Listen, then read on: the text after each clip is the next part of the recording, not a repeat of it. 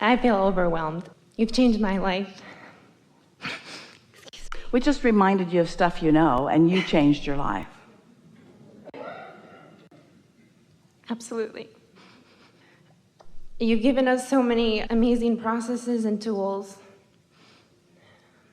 to better ourselves and to flow with our inner being. Which is the same statement, to be who we really are. Inner being, aligned. Yes, absolutely. Because this bettering of yourself isn't something that stays forever. It either is or it isn't in the moment, depending upon what your thoughts are. But what you're talking about is developing better and better of habits to hold yourself more consistently in that power. That's what you're talking about. It's like practicing the muscle. Yes. So why don't I want to work out? And what I mean by that is I have so much resistance to use these tools and these processes, even though I have seen the wonderful things that it has brought to my life when I am consistent and I don't have that discipline. Let us make this simpler for you, because you're not alone in that, because it's a lot to digest, and what we're really asking you to do is to take everything that you've lived and now just do it a little differently.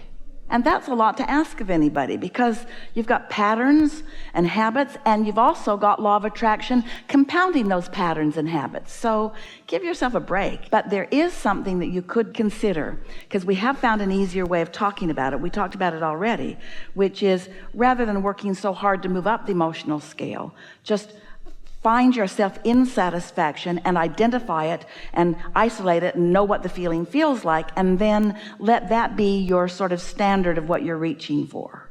When you catch things in those early stages, then law of attraction does all the work. If you feel a little satisfaction, and just because you do, we'll demonstrate this with you here in a minute, then the law of attraction is responding to this resistance-free vibration. And when the law of attraction is responding to a resistance-free vibration, it gains momentum quickly, and then you feel the inspiration to move in the direction of it.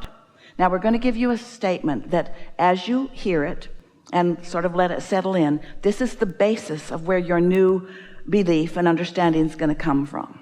We're going to speak it clearly and probably loudly, if we know Esther, when she gets hold of one of these impulses from us. And we're going to repeat it until you all really hear it and understand it. Satisfaction, which is what your inner being feels all the time about you, where you're going, who you are. Satisfaction on steroids.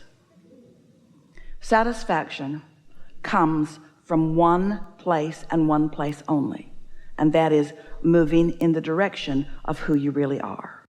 Moving in the direction of your desire. That's the only place it comes from.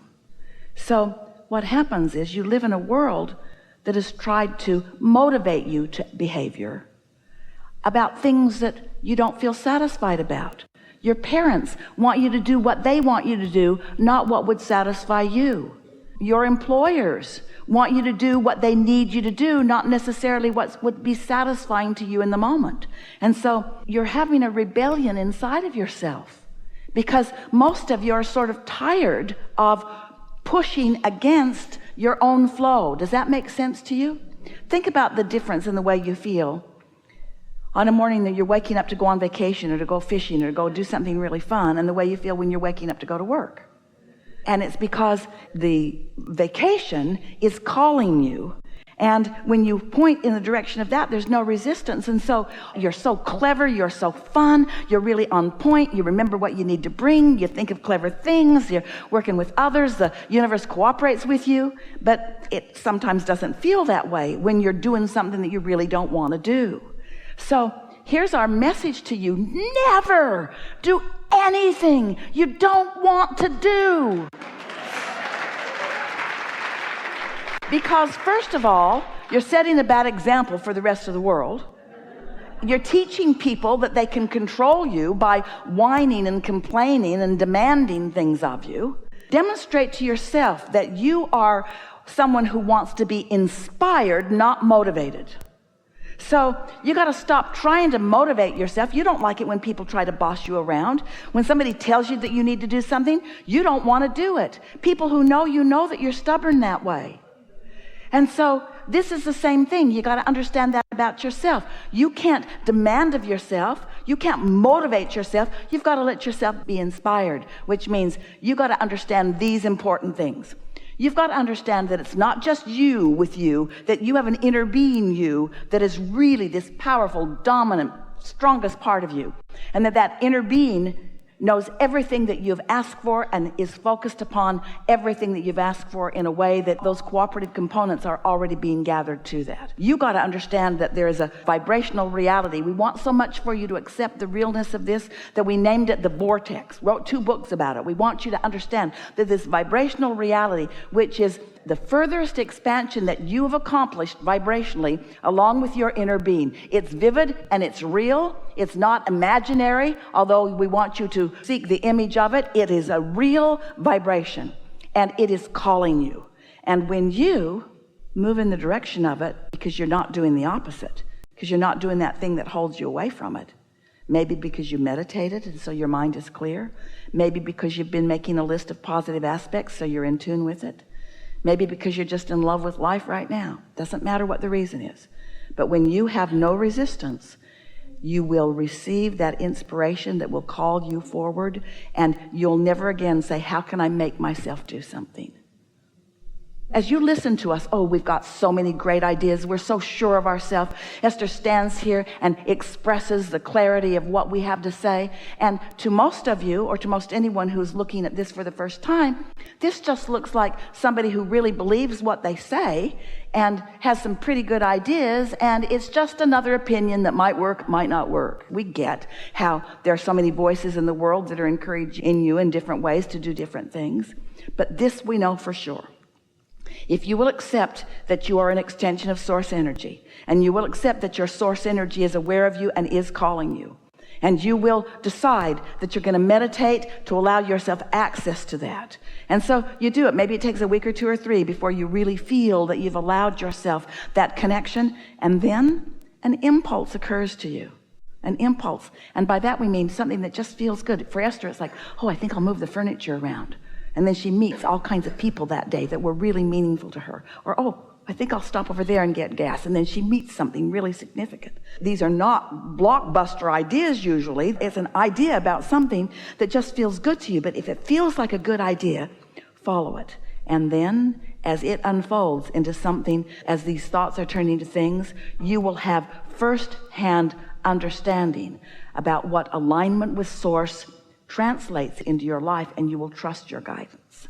And then you will begin to say, I'm going to prime the pump by making sure that I'm satisfied as much as I can, and then I'm going to let the law of attraction and my vortex call it. And here's why. Step 1 is you're in contrast, and life tells you what you don't want and what you do want. So you've launched all these rockets and you've got this magnificent request. Source energy is all over all of that. In other words, your inner being is answering everything that you've asked for. Your inner being is all over it. When you ask, it is given. We're not kidding. Someone should write a book about that. So it's done. Step 3 is you meditate and get into the receiving mode. And step 4 is you've just done that so well that you've isolated what satisfaction feels like, and you don't have any question about it. And that's your guiding feeling. I want to feel satisfaction. And so you reach for it and you find it and you hold yourself steadily there. And then step 5 is you're so good at alignment that now you embrace the contrast that puts more in the vortex. You don't feel bad about more contrast because you know it's necessary for the expansion. So you stop second guessing yourself and you move in the direction of what feels good. And you never again try to motivate yourself to do anything. Thank you. May I ask one more question? Did you get that one? Did it make sense to you? Yes. Really? It will. When I listen to Well, we this don't want to again. put you on the spot. We wanted to settle in with you a little bit, because what we just said to you is most people can't hear us until they've really done that. And once you've done that, Esther spent a week or 2 after we began talking about satisfaction in this way, asking herself, what is that feeling of satisfaction that Abraham's talking about? So she started wanting to be aware of it. And then she'd get into her car, beautiful new Cadillac Escalade, and she'd get out onto the highway and sort of just settle into the road and the ride and just feel excellent. She'd just feel like, whew. And she thought, this is what satisfaction is. It's this feeling of adventure and calm and well-being and eagerness. I am so satisfied. I'm so satisfied. She got on an airplane one day and she was in the first class cabin. So she slipped into her seat and she thought, satisfied. And then she sort of settled in and buckled up, and now the plane's in the air, and she reclines her seat and she gets her blanket and her pillow, and she's thinking, oh, I am so satisfied. I'm so satisfied. I'm so comfortable. I'm so satisfied. This is just satisfying. And then a flight attendant came to her just as she was putting her sunglasses on and getting ready to snuggle in for a long winter's nap. And he handed her a bottle of water, and he said, I heated this for you in the microwave. I thought it might make you more comfortable. And Esther thought, wow.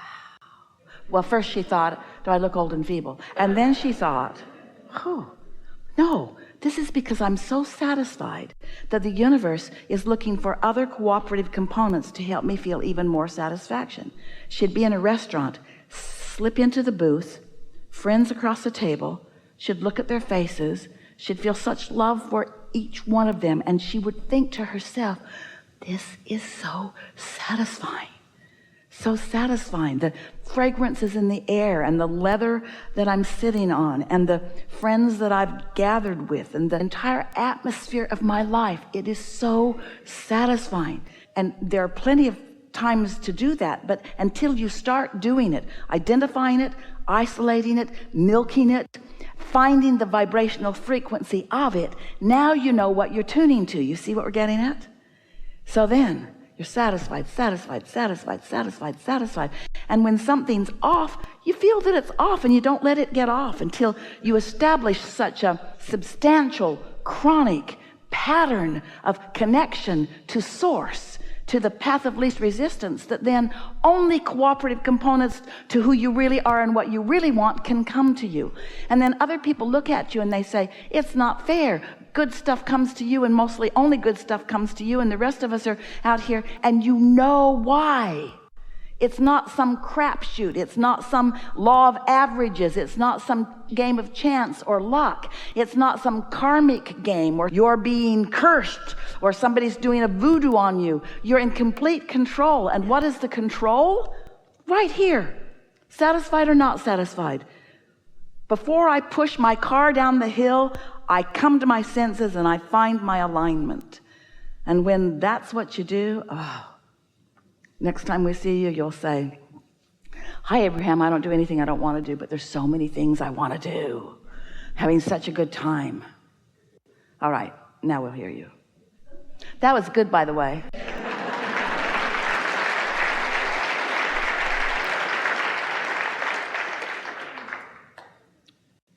I am having such a great time. I swear I am. I want to elaborate on that with you and how that process works when you're co-creating with someone.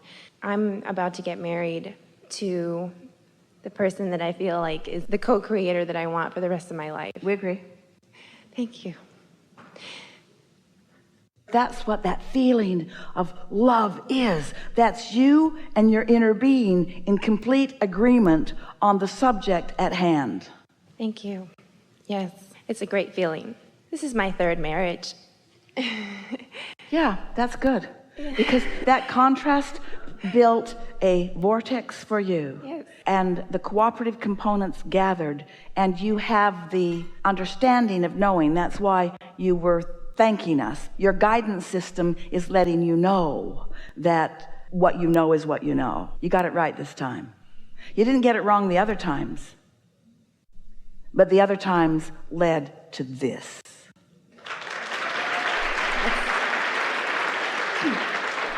So don't spend any time dissecting that. Okay, I think that's it. I think you just answered everything. You know what just happened? You can feel that where you were going was not under the influence of this. And now that you're under the influence of that, all of that is irrelevant. Exactly. Thank you so much. Yeah, really good. Really good.